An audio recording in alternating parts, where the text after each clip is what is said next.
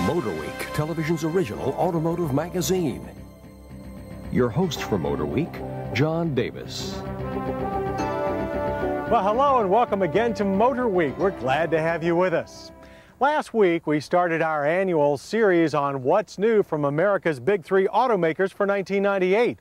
As the country's largest automaker, General Motors naturally started first. But in recent years, runner-up Ford has been close on GM's heels. So let's see if Ford has any new market grabbers for 1998. Ford Motor Company has chiseled a reputation in recent years for producing both innovative cars and all-conquering light trucks. Month in and month out, the industry's list of top sellers includes more Ford products than any other manufacturer. From Taurus to Expedition, Ford vehicles routinely set benchmarks for their class, and 1998 is no different. In the car category, most of the effort this year went to luxury brand Lincoln. Following a successful summer launch of the full-size Navigator sport utility vehicle, both a new front-wheel drive Continental and more contemporary rear-wheel drive Town Car arrived for fall. The Town Car was and remains the sole surviving definition of the traditional American luxury car. But while the 98 model retains its huge interior, classic body-on-frame layout, and hearty V8 power, virtually all of the pieces have been redesigned. Boxy Town Car styling is history. In its place is a younger, flowing sculpture with even the normally rectangular Lincoln grille now rounded into a shield. Compared to last year, the 98 Town Car lost 3.6 inches of useless overhang, but wheelbase edges up to 117.7 inches. So you could say the 98 Town Car has traded fat for muscle. As you would expect with an all-new exterior, the full-size interior of the 98 Lincoln Town Car also has been completely updated. However, much of the style and all of the luxury and room will be familiar to current Town Car owners. That also applies to the Town Car's refined 4.6-liter overhead cam V8 engine family. Output is up to 205 horsepower with single exhaust and 220 horsepower with dual exhaust. Both engine versions feature a new fail-safe cooling system and 100,000 miles between tune-ups.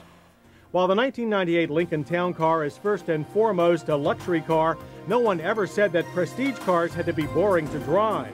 Although computer-controlled rear air springs continue, a new Watts linkage has been added for improved ride and cornering, and a firmer driver-oriented touring sedan package can be added to the popular Signature series.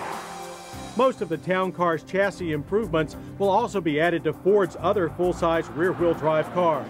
Otherwise, the police cruiser favorite Ford Crown Victoria and sister Mercury Grand Marquis get only minor front and rear restyling. Continental, on the other hand, stakes its claim anew as the domestic premium sedan for those that demand front-wheel drive. At first, the restyling for the 1998 model seems minor, but in reality, new proportions have transformed a handsome shape into a thing of moving beauty. Designers also simplified interior controls while retaining an already correct layout. Lincoln also made standard a suspension system that handles both interstates and switchbacks with ease. Mostly untouched is the 260 horsepower Intech twin-cam V8. Torque is up a bit, as is the thrill of passing everyone else on the road. Ford already introduced its most exciting 98 car line offering last spring, the restyled Contour. Jewel of that design is the new Contour SVT with its 195 horsepower V6 and world-class sports sedan suspension. The sassy Ford Escort ZX2 also arrived early, bringing new value and confidence to the economy coupe market. All ZX2s include a trick dash and supportive seats, along with a sport-tuned suspension and Contour's 130 horsepower Z-Tech engine. ZX2 is a lot of show and go for not a lot of dough. For fall, the most obvious car alterations are to the futuristic Taurus. The front fascia trades its smiling twin lower air intakes for a single, simpler version of the one used on the SHO. A new SE version adds a sportier interior but keeps the venerable Vulcan pushrod V6. The 3-liter Duratec twin-cam V6 on the Taurus LX now has a lowered 3.98-to-1 final gearing for improved offline acceleration. Odds and ends include 10 horsepower more top end for the Mustang GT. Coupe and convertible body styles remain, and both can still be ordered with the full 305 horsepower SVT Cobra treatment. Ford's other sporty coupes, the Thunderbird and Probe, are history, at least for now.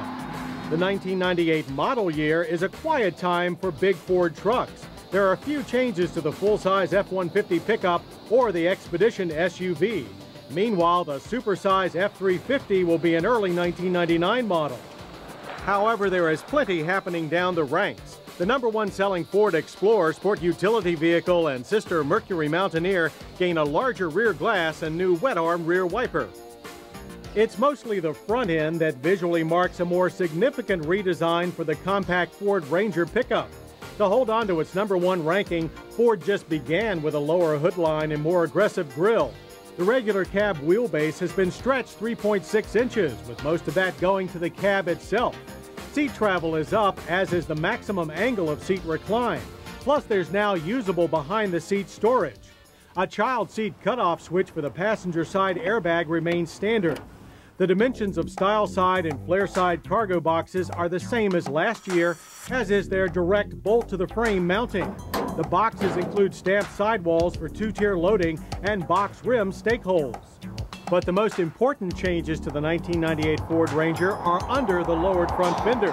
They're made possible by a new short long-arm front suspension. Borrowed from the Explorer, the SLA offers improved ride, handling, and tire wear over the previous twin I-beam swing arm setup. The Explorer's more precise rack and pinion steering system is included too. The Ranger's 4x4 system also comes into the modern age. A new Pulse vacuum hub lock system does away with old-style hub locks that required backing for disengagement. The new system is instantaneous and requires no scheduled maintenance. A trio of engines power the 98 Ranger. To begin with is a larger 2.5-liter inline 4. Ratings are 117 horsepower and 149 pulling pound-feet of torque, the latter up nearly 10%. The 145 horsepower Vulcan 3-liter V6 also gains almost a 10% boost in torque thanks to a freer breathing intake manifold. The top engine, a 158 horsepower 4-liter V6, is just as capable as before. Ford will also manufacture an electric Ranger for fleets, their first production electric. With the Aerostar's demise, Ford brand's only minivan for 98, the front-wheel drive Windstar, receives people-moving improvements. While a fourth door is still a year away, a 6-inch wider driver's door and tilting front seat does make access to the rear seat much easier. With innovations and changes that span the entire 98 automotive spectrum, Ford Motor Company looks poised to continue to carve out new market share and make sure their competitors never sleep. Coming up, controlling rage on the road.